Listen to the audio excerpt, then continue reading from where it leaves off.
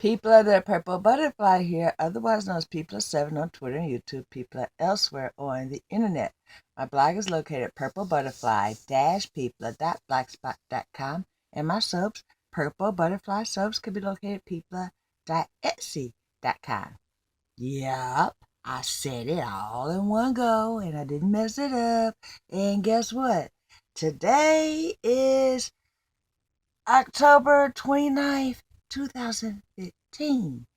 Survival Day, y'all. It's been 2 years. Hey, oh, yay, yo. Stroke free. And what's more, I can drive without restriction now. This letter says so. Yeah. They made me do that cognitive driving evaluation. I admit I was a little bit salty. It was like, I drive fine. But come to find out, they wasn't just looking for my abilities. They was looking for what was going on up here. Specifically, visual acuity, saccades. That's a new word for me. I had to look it up. I'll tell you what it means in a minute. Pursuits, color, vision, depth perception. They already know about the little bit of depth perception deficit that I had before the stroke. And apparently my vision and my depth perception has actually gotten a little teeny bit better. Go figure. So instead of going backwards, I apparently went forward. And then there's peripheral vision. I can see all the way over to here. I have extra peripheral vision, so that didn't bother me. I mean, hello, I could see myself doing that. And right here on this side, which is pretty good. Okay, and then recognition of signals and blah, blah, blah. Motor free visual perceptual test scored within normal limits of the cognitive testing range. And I do still have to look into, because it was highly suggested and recommended, but not necessary. But I do have to get a left foot accelerator for my car, so that way I can drive my left foot and brake with my left foot instead of my right leg. Because at times when that leg feels numb, I either pull the car over or I use my left foot and step on my right foot to accelerate and then step on the, brake with my left foot. And they said my left foot is the stronger of my two legs, so why not get a car that matches? Well, who's going to buy a whole car? But I could buy a accelerator unit that fits right over, well, actually, the way this unit is made, okay, here's an idea. Here's your floorboard. Here would be your gas pedal, the accelerator. Here would be the brake. And over here is a dead pedal that's present in all cars for people that like drive with both feet mentally. Well, here would be a separate accelerator that goes under the brake and then connects to the accelerator, so that way when you push on this side, well, actually when you push on this side, you're actually pushing on this side with a bar that goes across to connect it to, and then you use the brake as normal. Seen one, used one, real cool contraption. I want the portable one. That way, if I buy another car, right, we'll speak that in existence, why don't we? But that way, 3 screws and it comes out of there and goes into the next vehicle, and it's using the hardware that's already present in most cars instead of you having to take a drill and, yeah, who wants to go through, drill a hole and blah, blah, blah. And then if you sell your stuff, the property, your blue value, instead of being up here, now goes, Anyway, saccades, that is your ability to, if someone goes like this and say, follow with your eyes without moving your head, you can. So if I go like this,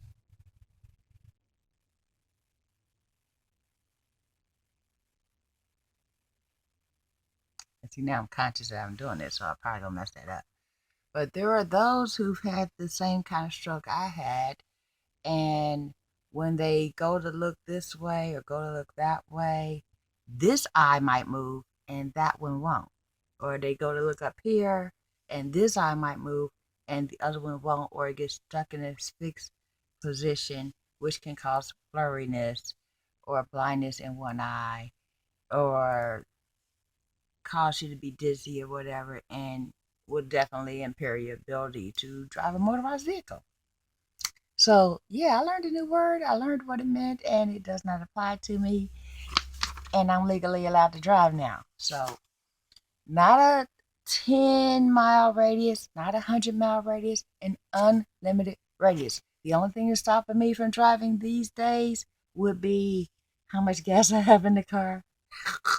Which means I won't be going far because I got no money for gas. And how much money I had to buy gas. Yeah, I still lay a bit goofy. Now, updates. As you know, my diagnosis was essential thrombocythemia, which is what caused my stroke, my TIAs, my microvascular insulin that you cut in time, which is essentially a micro stroke. It's considered to be another stroke.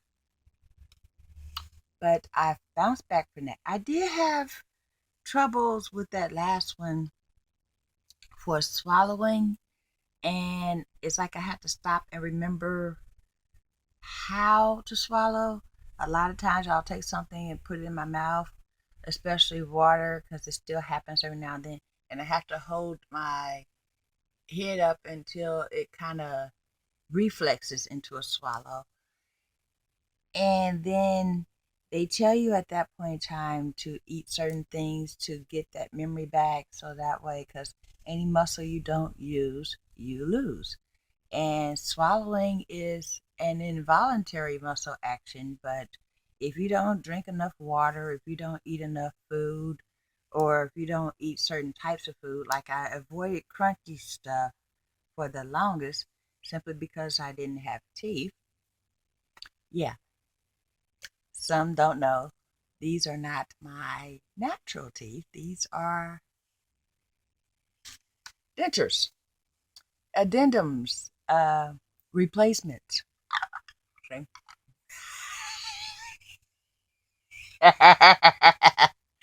I'm sorry, I couldn't resist. And they're full dentures. So that way, when my jaw does that shift thing where I end up biting my jaw and biting my tongue, instead of bleeding, because I do have a blood disorder, which is what essential thrombocythemia or ET is, instead of bleeding, the teeth will pop out. They are sharp enough to cut through my food and all that, and I've actually bitten myself a couple of times. But when my jaw would clench and cause a bleed, and you know, my teeth rub against my tongue, I could just pop them out, put them in a jar, clean them, and go without. No bleeding. Bleeding for me is the enemy. Bleeding and bruising. That's the rub. It's like my INR has to be within a certain level, or I will either bruise or I will bleed. Both are not good for me. Um, I actually had this little chart I made myself. My INR range should be 2.0 to 3.0. Too low is clotting, and too high is bleeding. So I actually wrote that down so that way when they say your INR is this, I know what to do, because depending on where I am on that scale, depends on what I eat, um, how I sleep, so forth and so on. Because if your INR is too high, the last thing you want to do is, say, camp out in the living room telling stories to grandkids on a hard wooden floor because, the sitting and all of that. If you so much as bump yourself the wrong way instead of a bruise, you might get a bleed. If you have an INR that's too low, that means you're subject to clotting. Clotting led to stroke. Clotting also leads to bruising. Bruising is a whole nother animal that you don't want to deal with, caused by one or two of those factors. One type of bruise is from too much blood, and the other is from not enough. Either way, there's complications that has to go to a hospital. 9 days of your life you will not get back. And I'm all for how many days of peaceful coexistence with my body I can get into. Also, speaking of which, there are certain things I can do now. I can stand up without immediately falling down. They had to tweak my medicines to get that because they said it might not necessarily be OH. There is a little OH there, orthostatic hypotension. But mostly they think it's caused by my medications. Every bottle of which says may cause dizziness. So you put all the stuff together and I was loopy for soupy. Anyway, speaking of which, instead of 11 medicines and a slew of vitamins, I now have 3 medicines and a slew of vitamins. I still take the hydroxyurea. I will for the rest of my life because it lowers my platelets and keeps this condition under control. I am on Coumadin. They say it's probably going to be for the rest of my life, but depending on how things go, I might be able to tweak it down or whatever. And I'm still on Lipitor. It remains to be seen from prescription to prescription if I'll ever get off of that. I'm hopeful that I will. In the meantime, I also have to have written on my emergency list of medicines Rextra, which is what I have to take if I'm not on the warfarin or Coumadin to bridge back to the Coumadin, and my EpiPen, which I mean that thing is expired. I had to throw it out. Ever since I quit smoking, and yes, I am a non-smoker now.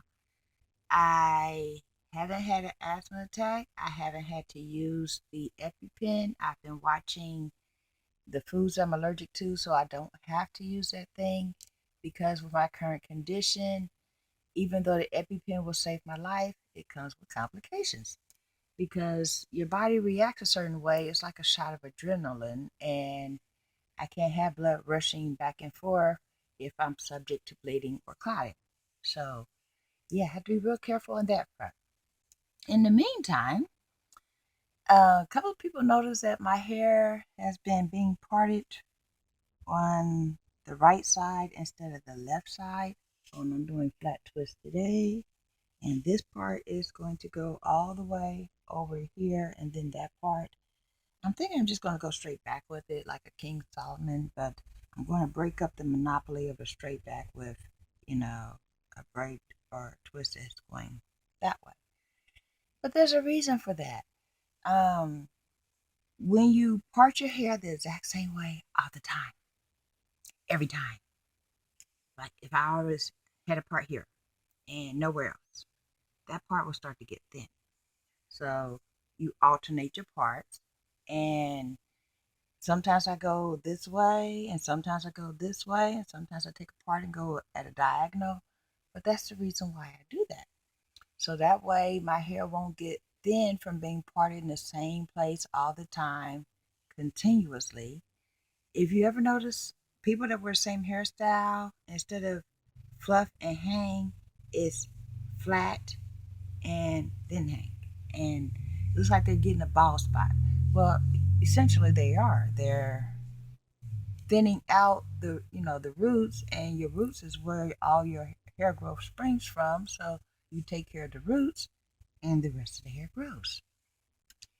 Okay, now we covered hair, we covered INR, we covered Lipitor, we covered the hydroxyurea, we covered my ability to drive.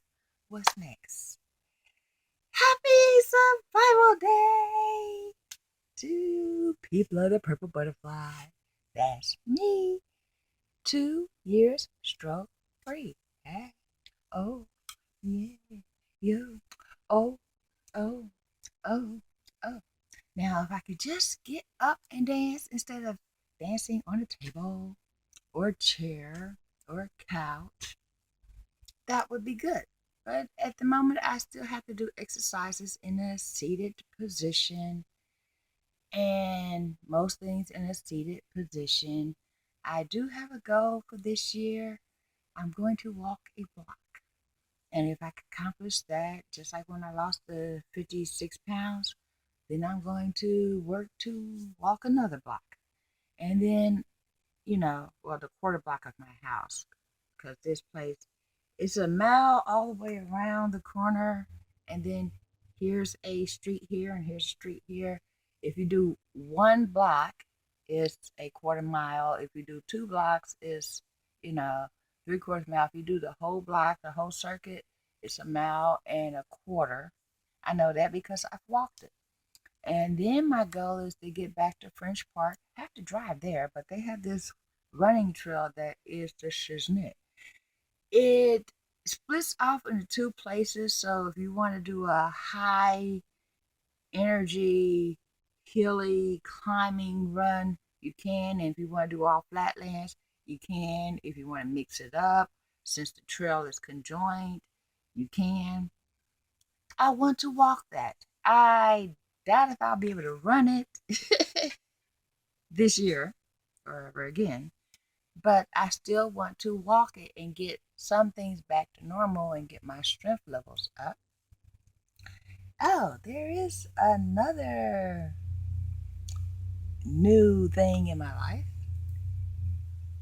I'm in a relationship with a wonderful young man named Eduardo. And I call him Don, but anyway, that's a motivation, and it keeps me from, say, being lazy. Why did it happen to me? Not that I ever had that attitude, because anything that defeats me is something I need to remove from my life. It's upwardly mobile. So that happened and I got issues, but here's how I'm going to work through those issues. That's how I live. If I say, oh, woe was me, this happened, and blah, blah, I will just die. It's like, why get up if everything is, you know. Anyway, I want to show you this. I'm doing laundry, as you can tell, and this just get caught on it. Look at this. Is this cool or what? It says, love who you are.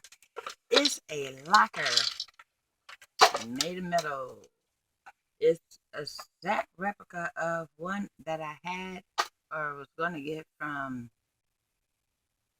Oriental Trading. They wanted $40 for that thing.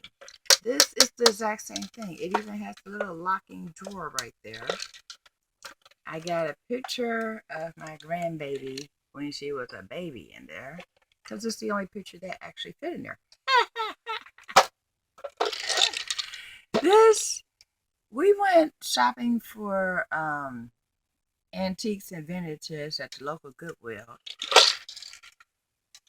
This was $6. Okay. Also, while I was there, I found a relic bag that usually goes for $150 for $7. And it's a real relic bag. I'm not really into that one's product, that one's this, that one's Kors. But I do like quality, and I do like when things are made correctly. Not plastic. The stitching has to be right, because if I'm going to spend money for it, I'm going to spend for quality. So imagine my surprise when I find a relic bag that I had actually looked at in the store cost $150 on sale for $7. Hey, score! In fact, I'm gonna show it to you. Yeah, me and that laundry. Ta-da! It's the one with the butterflies, y'all, and stamps from places in Paris. And yep, that's a real relic. I didn't buy it for the relic label. I bought it for the butterflies on it. Because I am still people of the purple butterfly, and that's what I do. I collect butterflies of all types. That's what I call my man. I call him my purple monarch because he rules this butterfly's heart. Anyway, this has been People of Seven on Twitter and YouTube, People elsewhere on the internet. My blog is located at purplebutterfly-people.blogspot.com, and my soaps, Purple Butterfly Soaps, can be located at people.etsy.com. I'm finna get out of here, go make myself a big old pot of coffee, try to walk that block. I might have to take several breaks because I am still using a cane, but that is my goal. I am going to accomplish it. I might not accomplish it quickly, but I'm going to accomplish it. First thing after I do the coffee, I'm going to finish this side of my hair because, as you can tell, that side is done and this side isn't. But that's only 20 minutes out of my schedule at most. And then I'm going to walk a block, or a quarter block actually. Start slow, move on from there. Yeah. So, y'all take care, stay blessed, stay tuned. This has been People. Bye now.